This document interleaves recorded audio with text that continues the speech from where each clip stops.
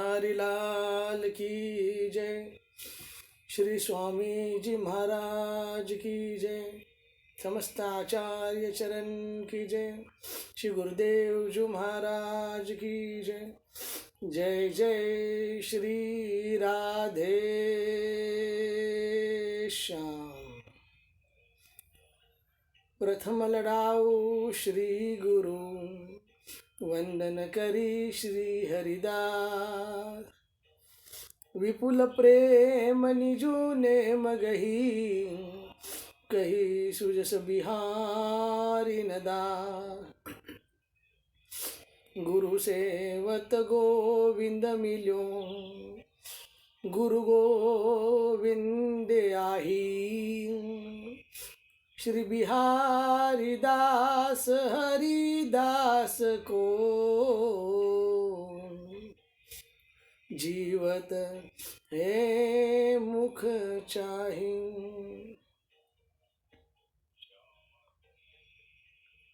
नमः कुंज बिहारी ने, नमः कुंज बिहारी ने, नमः श्री हरिदासाय भक्ति मार्ग प्रभालवे। प्रथम कृपा प्रकाशिने, श्री गुरु परम सुभाव। प्रेम दृष्टि सुसीचिए, रसिक शिरोमणि राम। कृपा करो तुम लाडिली, अंग संग सुख दर्शाए। तन मन बिलसो एक रस, प्रीतम प्राण समाए। सुनो रसिक वर राव, कुंज बिहारी ने लाडिले। अब दीजे अपनो भाव, लीजे बेगी बुलाई गे। करुणा सिंधु दयाल हो, बाके बिरदन नाथ। कब कृपा करी राखी हो, निस दिन अपने साथ। चरण कमल शीतलाई के, गाऊ गुण सुख रास। आनंद निधि कृपानित, पाऊ प्रेम प्रकाश। हो अनाथ तुम नाथ हो, करुणा सिंधु उदार। ललित प्रिय हरिदास जू, अवसु सुखद बिहार। रसिकानन्य उपासिका, जिते दास हरिदास। तिन तिन कीने चरण रज, सिर धरे बिहारी दास। तिन तिन कीने चरण रज, सिर धरे बिहारी दास। तिन तिन कीने चरण रज, सिर धरे बिहारी दास। श्रीमन नित्य निकुंज बिहारी ने नमः। श्री स्वामी हरिदासो विजय तेतराम। श्री कुंज बिहारी श्री हरिदास। श्री हरिदास श्री हरिदास श्री हरिदास। तो सबका स्वागत है सायंकालीन सत्र में, सायंकालीन की हमारी कक्षा में। तो हम श्री हरिदास उपासना के ऊपर चर्चा कर रहे हैं और 2 दिन से हम हमारा हरि के साथ के संबंध के बारे में चर्चा कर रहे थे कि हमारा श्री हरि से क्या संबंध है। इसके बारे में हमारी चर्चा कल हो चुकी थी। तो उस चर्चा के अंत में यानी कि किस भाव से हम श्री हरि की सेवा करते हैं, या उन्हें सुख पहुंचाते हैं, या उन्हें लाड लड़ाते हैं, किस प्रकार का ये सखी या सहचरी भाव रहता है। तो जो संबंध है सखी का, तो उस भाव की हम चर्चा 2 दिन में किए। और कल अंत में हम चर्चा कर रहे थे कि ये साधकों के लिए श्री स्वामिनी यानी कि प्यारी जो जी, उनके कुंज महल में सखी बनना ही अंतिम लक्ष्य होता है। तो यहाँ का लक्ष्य क्या है? सखी बनना, एक सखी की भाव से उन युगल सरकार को सेवा करना, है ना। यही कारण है कि लाल जी, श्याम जी भी अपने प्रत्येक क्रिया से पिया का सतत प्रेम रस दान मांगते रहते हैं। जैसे कि तेरी अदा घटा घन घोरी, कोटि कोटि ब्रह्मांड है वारी, अमित सौभाग्य कृपा है तेरी, की है राधिके तू है मेरी। वैसे ईश्वर पूर्ण में प्यारी, पर मेरी है एक कमजोरी, रह ना सकता एक पल बिन तेरे, लगता निकले प्राण हो मेरे। तो पाद रज माथे तब पाद रज रख माथे मेरी, अभय दान देव श्यामा प्यारी, रख लो हर पल तेरे पास हो सजनी, सेवा करूँगा दिन और रजनी। तो ये लालजू के भाव है कि लाल अपने प्रत्येक क्रिया से प्रिया जी का सतत प्रेम रस दान मांगते रहते हैं, और श्यामा जी के प्रेम श्री नित्य विहारिणी के जो कि प्रेम रूप रस का सागर है को समझ पाना, उनके प्रेम को समझ पाना बहुत कठिन है। क्योंकि केवल उनके युगल सरकार के या बिहारी जी के जो चमत्कारिक जो स्वरूप है, उसके ध्यान से निर्मल आनंद रस प्रेम इस हृदय में उतरता है। बिहारी जी के ध्यान से, बिहारी जी की कृपा से इस हृदय में वो रस उतरता है। इसलिए श्री राधा से उस सखी भाव का दान मांगा जाता है कि मुझे आपके चरणों में ले लीजिए।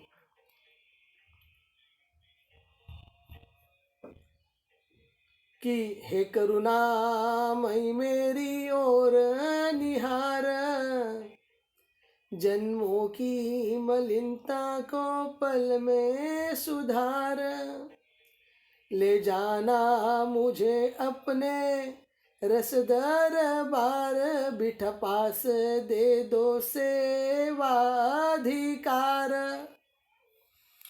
तो इस प्रकार श्यामाजू से ये सखी उनके अंग संग रह के उनकी सेवा का ही दान या सेवा अधिकार मांगती रहती है।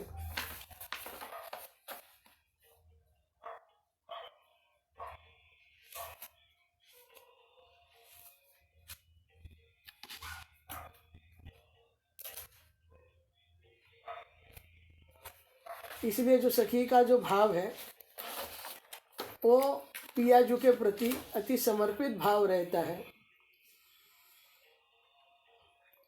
भुक्ति मुक्ति सिद्धि की कोई ना रही हमें आस,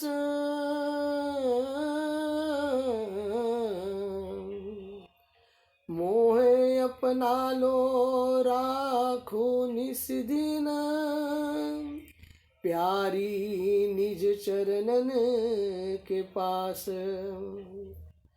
तुम ही हो मेरी सर्वस्व कामना,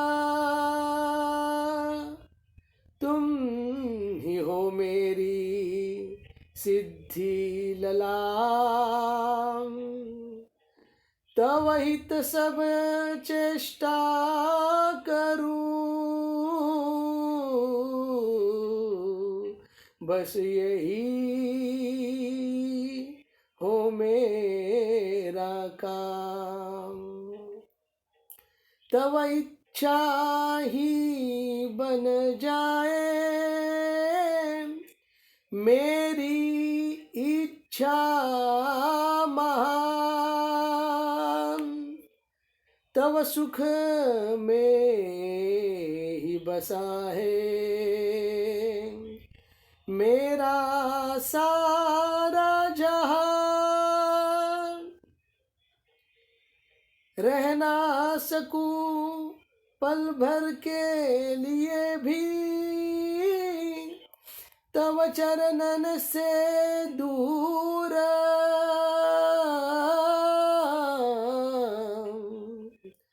कृपामयी यही कृपा करो अब,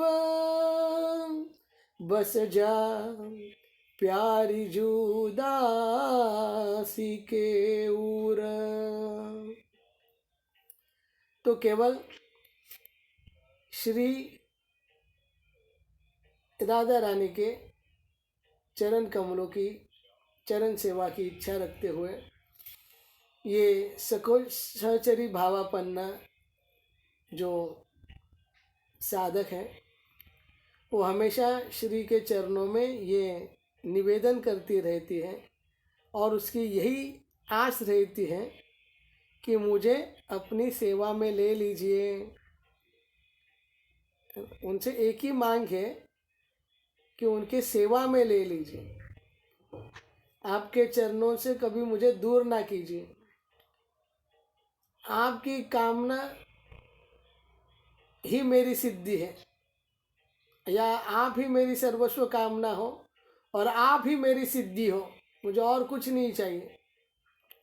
और आपके हित, आपके प्रेम में, आपके हित में ही सब मेरा चेष्टा होगी, बस यही मेरा काम होगा, क्योंकि मुझे अपने लिए कुछ नहीं करना है, आपके लिए। तो तेरी क्या इच्छा है? नहीं नहीं, मेरी कोई इच्छा नहीं, तब इच्छा ही बन जाए मेरी इच्छा महान, आपकी इच्छा ही मेरी इच्छा है। तो तेरा के क्या आनंद, तब सुख में ही बसा है मेरा सारा जहान। हे प्यारी जू, आपके सुख में ही मेरा सारा जहां बसा है, आपके ही सुख में ही मेरा सुख है। आपके सुख के अलावा मुझ में अन्य कोई अभिलाषा या लिप्सा नहीं है। और अगर मैं आपको हमारी सेवा ना दूँ तो हे प्यारी जू, आपके चरणों के बिना मैं एक पल भर के लिए भी नहीं रह सकता। इसलिए हे कृपामयी, अब मुझ पे कृपा करो और इस हृदय प्रांगण में आप नित्य के लिए, इस हृदय रूपी सिंहासन पे आप नित्य के लिए विराजिए, ताकि ये दासी आपकी नित्य नवनयमान आपके भावों से, आपको जो अच्छा लगे, आप में जिस आपका जैसे हित हो उस प्रकार आपकी सेवा कर सके। तो ये केवल बिहारी जी के चमत्कारिक स्वरूप के ध्यान से निर्मल आनंद रस प्रेम हृदय में उतरता है। निर्मल रस सरिता बहे, ये निर्मल रस की सरिता उनके हृदय प्रांगण में उतरती है प्यारी जू की कृपा से। तो बिहारी जी के इस कृपा प्रेम को पाने के लिए मन से श्री वृंदावन का वास एवं श्री हरिदासी मतलब ललिता जी के जो ललिता सखी का स्वरूप है उनकी शरण में जाना होगा। और श्री स्वामी जी के प्रेम विहार रस में जो घुले मिले सच्चे पथ प्रदर्शक है उनके शरण जाना होगा। और स्वामी जी के जो अनन्य उपासक है, जो संत है, उनके साहित्य और एवं उनके सत्संग सुनने होंगे। तो इस प्रकार इस भाव की पुष्टि होती है। तो ये भाव कैसा है, ये है क्या? तो स्वामी जी अपने अष्टादश सिद्धांत के आखिरी पद में बोलते हैं, बस ये एक प्रेम का सागर है, जैसे हमने उस दिन देखा था कि प्रेम का सागर है ना, प्रेम का सागर, तेरे एक बूंद के प्यासे हम। तो ये प्रेम रूप रस सागर है, ये प्रेम रूप रस सागर है। तो आज हम चर्चा करेंगे, अभी हम चर्चा करेंगे, ये तो थोड़ा सा छोटा सा विषय मात्र है कि ये है क्या श्री हरिदास। तो मैं एक बार आपको फिर से बताऊं, ये श्री हरिदास कोई संप्रदाय नहीं है,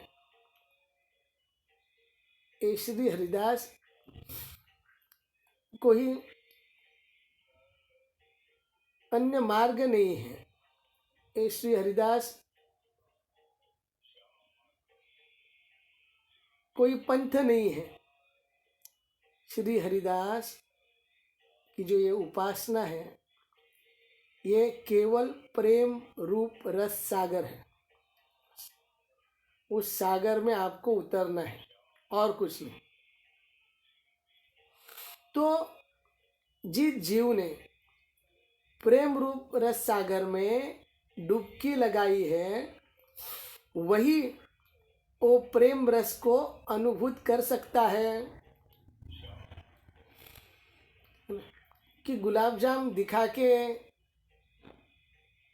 क्या फ़ायदा, उसकी पूरी साइंटिफिक डाटा देके या उसकी पूरी रेसिपी बेच के क्या फ़ायदा। अगर गुलाब जाम के बारे में बताना है कि गुलाब जाम लगता कैसे, तो भाई कोई तो खा के बताने वाला चाहिए। देख के हम वैसे नहीं, हम बाहर का टेक्निकल बात तो बता सकते हैं, पर उसकी अनुभूति तो खा के होगी, है ना। खा के यमी यमी वाली अनुभूति होती है, तो बिना खाए अनुभूति कैसे होगी। इसीलिए जिस जीव ने उस प्रेम रस सागर में डुबकी लगाई है, वही प्रेम रस को अनुभूत कर सकता है। इस सागर तट को पाना अत्यंत जटिल है ना, क्योंकि यह अनंत है। देखो, इस सागर तक पहुंचना अत्यंत जटिल और ये अनंत है, अलंघनीय है, इसको कोई पार नहीं कर सकता, क्योंकि ये ऐसा सागर है ही नहीं जिसे कोई पार कर सके। तो क्यों पार नहीं कर सकता? क्योंकि पार करने के लिए आपको तैरना होगा, आपको स्विमिंग करनी होगी, और जब कोई जीव यहाँ तक पहुँच जाता है, तो वहाँ पहुँचकर जीव की बुद्धि कर्महीन हो जाती है, और कोई भी शब्द इसकी व्याख्या नहीं कर सकते।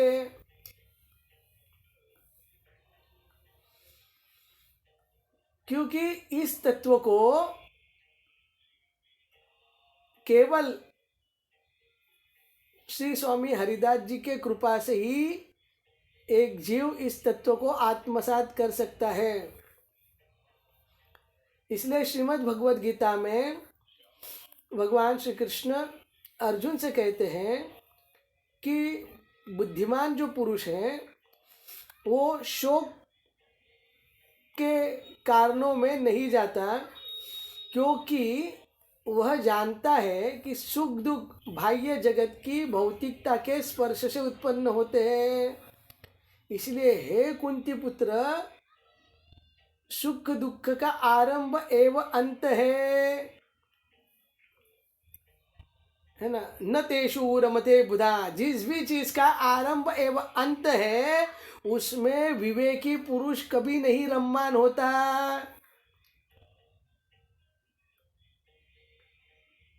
है ना। आनंद अंत रहित जो चीज है, वही तो शाश्वत रहेगी। तो आरंभ हो गया तो अंत भी होगा। तो इसलिए ये आरंभ अंत रहित चीज को पाना है। इसलिए आरंभ अंत में क्योंकि आरंभ है तो अंत है, तो यहाँ पे पाना और खोना है, और जहाँ पे पाना और खोना है वहीं पे सब रोना है ना। मुझे चाहिए चाहिए तो रोगे, अरे मेरा खो गया तो रो दिए, है ना। तो आनंद पाना में ही, ये पाना और खोना में ही सब रोना है इस दुनिया का, और यही संसार है।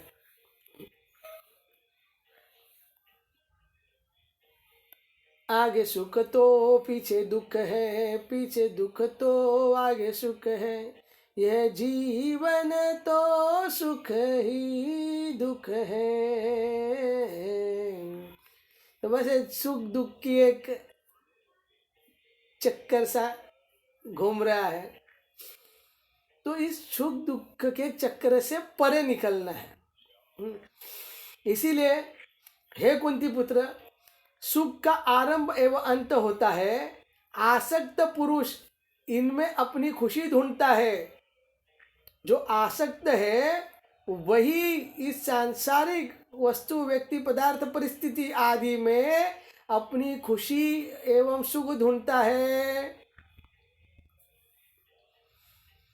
क्योंकि शरीर त्यागने के पहले अगर जीव सांसारिक भौतिक इच्छाओं को नियंत्रित कर ले, क्रोध को वश में कर ले, तो वह स्थित प्रज्ञ हो सकता है, स्थित प्रज्ञ अवस्था को प्राप्त हो सकता है, और वह संसार में सुखपूर्वक जीवन यापन कर सकता है। और अगर ऐसा ना करे तो दुख सुख के जाल में फंसा हुआ एक जीव है, संसार चक्र में, संसार रूपी घोर समुद्र में, भव समुद्र में वो फंसा हुआ जीव है। ये क्या है? क्रोध, भौतिक इच्छा जब पूर्ण नहीं होती है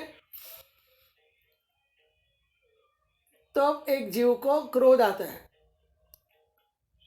यानी कि समझो आपने कुछ तो सोच के रखा है, सोच के ऐसा होना चाहिए, वैसा होना चाहिए, वैसा होना चाहिए, वैसा होना चाहिए, और जब उसके अनुसार जब नहीं होता है तो कुछ भी हो सकता है उसके अनुसार।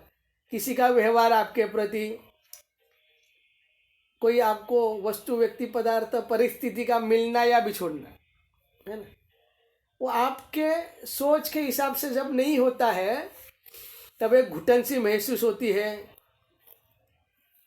और जो व्यक्ति, वस्तु, परिस्थिति, पदार्थ उस आपके सोच के बीच में आया है, उसी के ऊपर गुस्सा आ जाता है, उसके ऊपर घृणा होती है, या उसके ऊपर गुस्सा आ जाता है, क्योंकि बात अपने मन की नहीं हुई।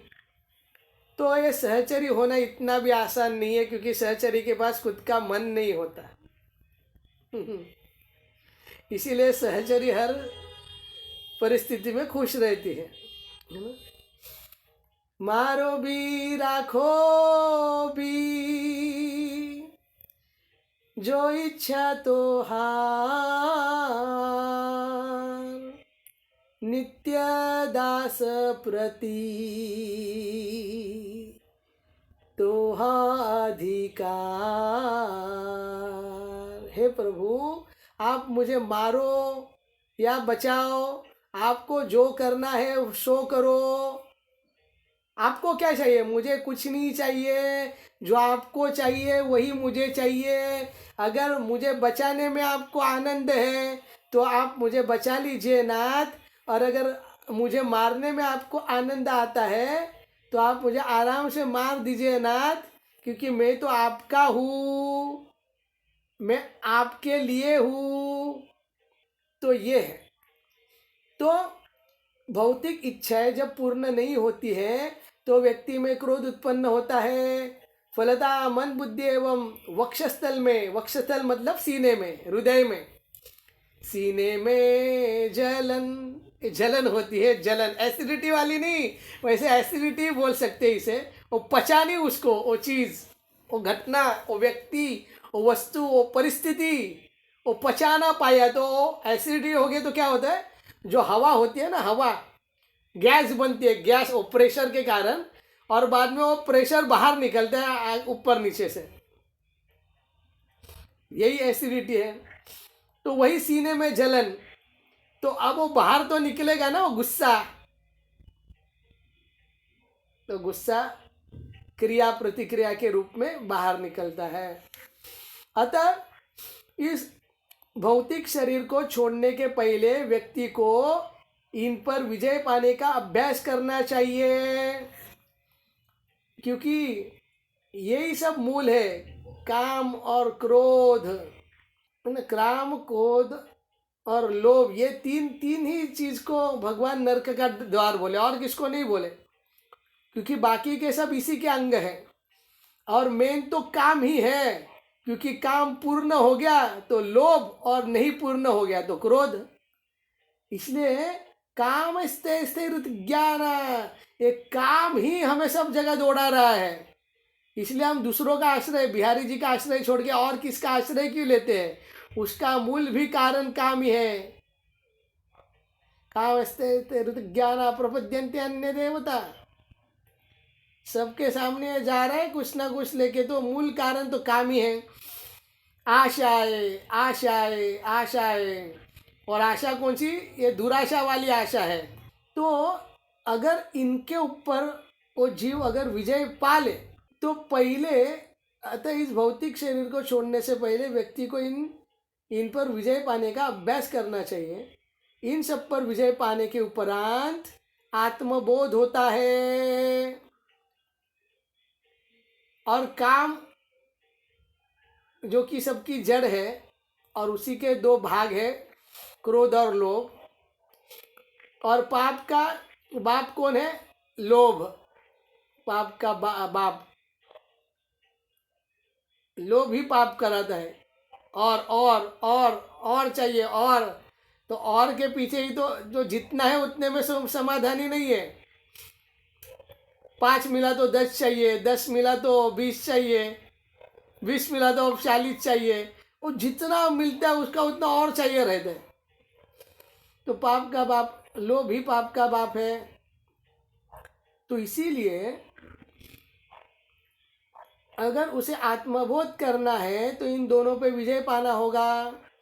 और अगर ये इन दोनों पे विजय पाके अगर आत्मबोध कर लिया तो वह व्यक्ति मुक्त हो जाता है, वह जीवता से मुक्त हो जाता है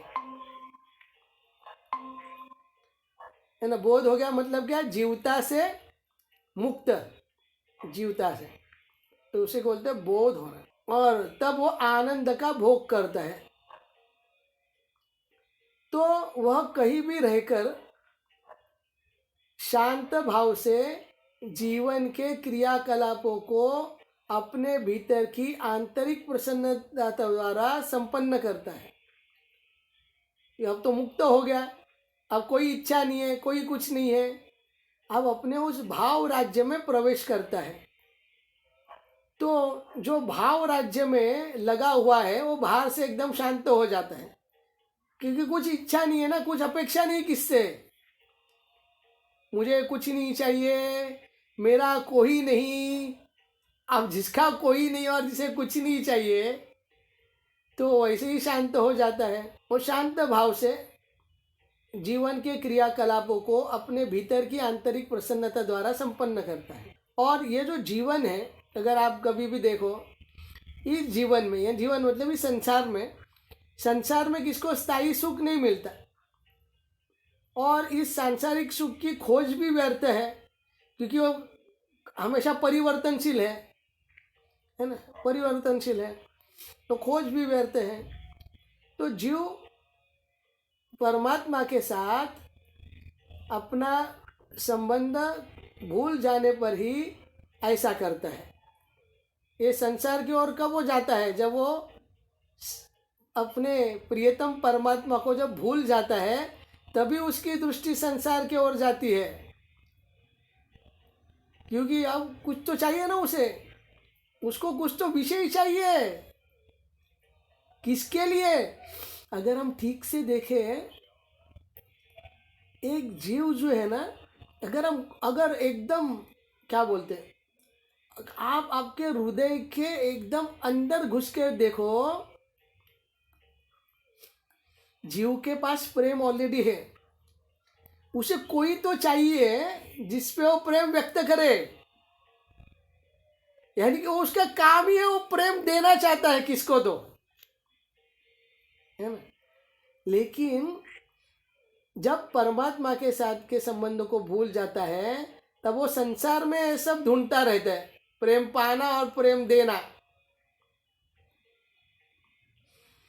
और तब क्या होता है, क्योंकि प्रेम शाश्वत चीज है, वो स्वयं भी शाश्वत है स्वयं, पर जिसके द्वारा और जिसको वो देना चाहता है वो अशाश्वत है।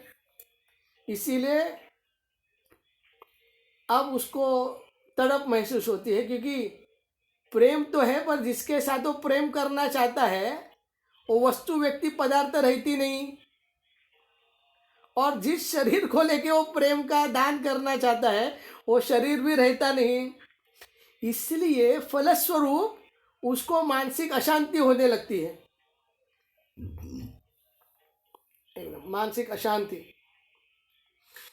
और अतः जो यह समझ लेते हैं कि ये अंदर की जो प्रसन्नता है, आंतरिक प्रसन्नता, हृदय की प्रसन्नता कैसी मिलती है, वे किसी भी देश, स्थान एवं काल में मस्त रहते हैं, है ना। मैं रमता जोगी, मैं रमता जोगी, एकदम जोगी के जैसे कहीं पे भी जाओ मस्त मस्त राम अपने मस्ती में रहते हैं, है ना।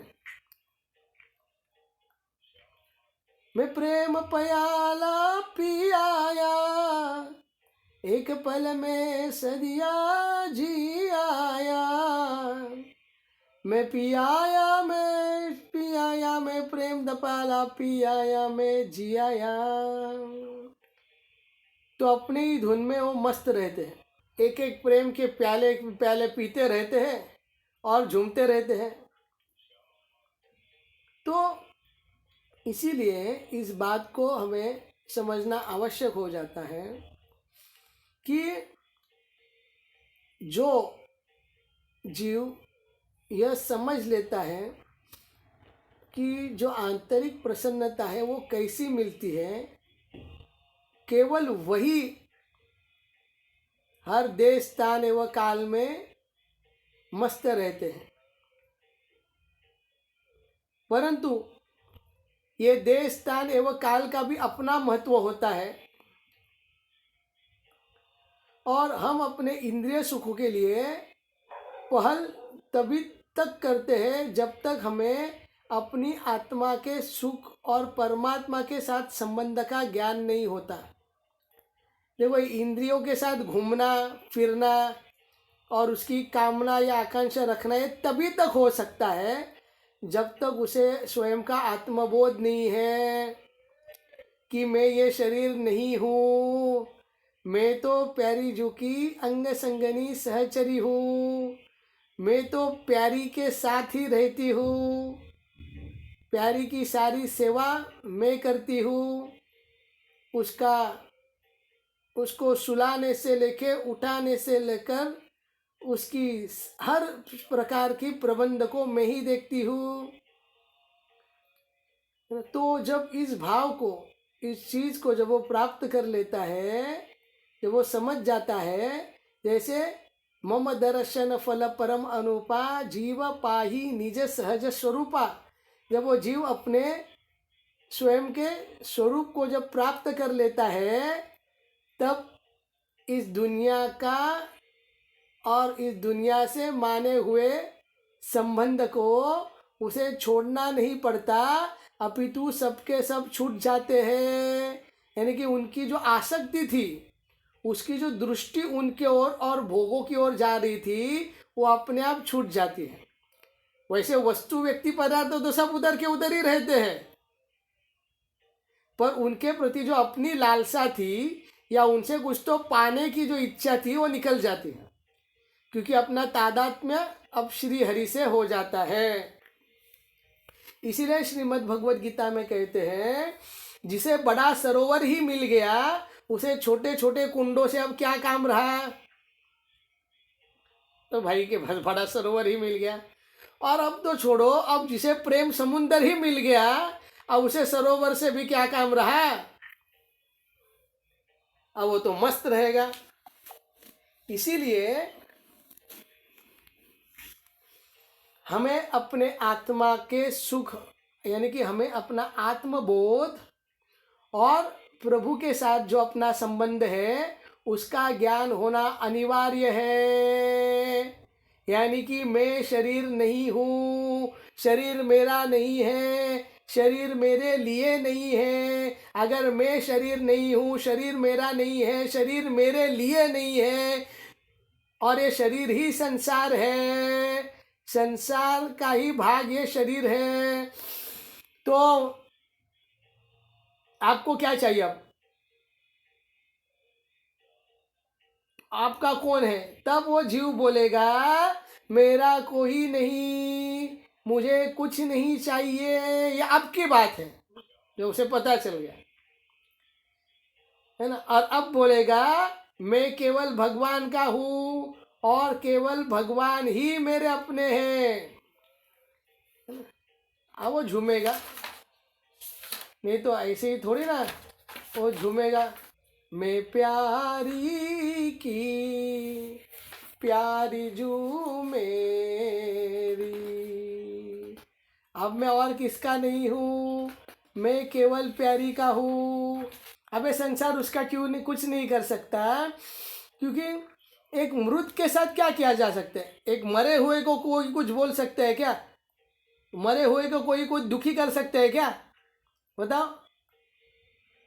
मरे हुए को कोई क्या हानि पहुंचा सकता है क्या? है ना। इसीलिए मार गयो रे मुझे श्याम,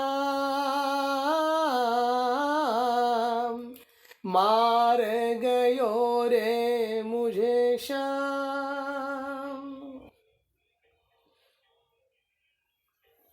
भीतर बाहर सर्वत्र जना दिए, भीतर बाहर सर्वत्र जना दिए, जित देखो तित श्याम,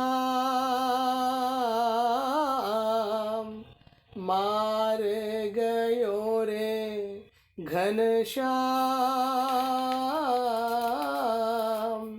मार गयो रे मुझे श्याम।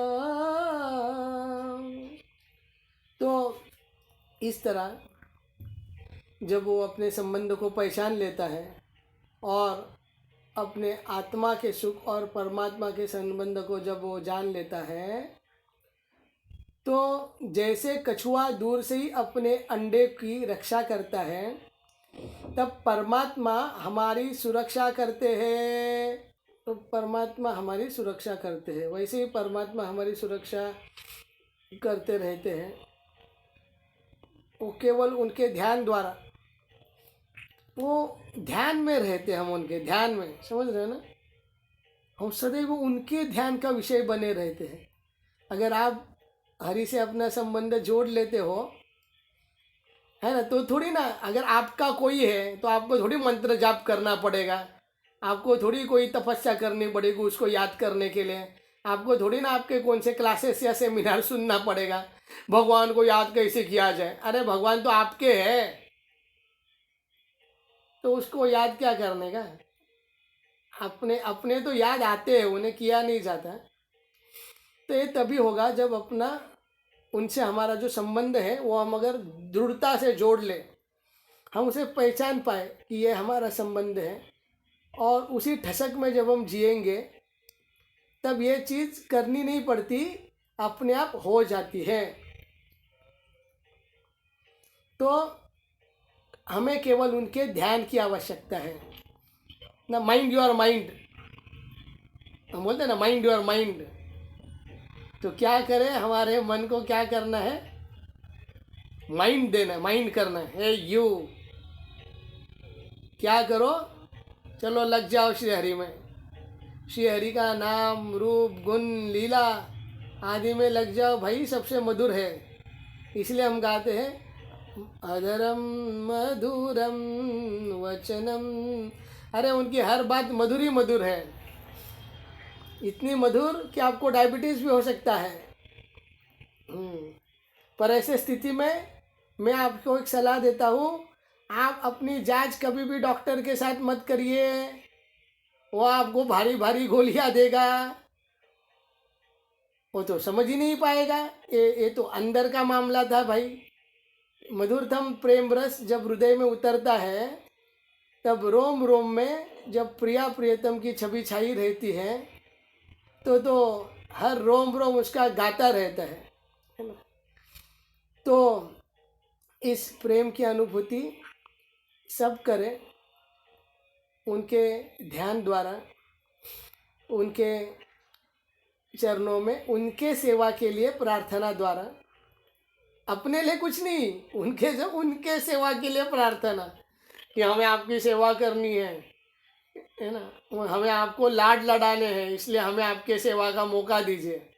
आपको क्या चाहिए? कुछ नहीं, हमें आपका सुख चाहिए। हमें भी चाहिए, पर हमें अपने लिए कुछ नहीं चाहिए, हमें आपके सुख, आपका सुख चाहिए ना। तो इस तरह हम उनसे प्रार्थना करते रहें। और आगे हम देखेंगे कि एक गृहस्थ को इस उपासना को कैसे लेना चाहिए। जैसे मैं आपको बताऊँ, ये जो उपासना है, मैं हमेशा बोलता हूँ,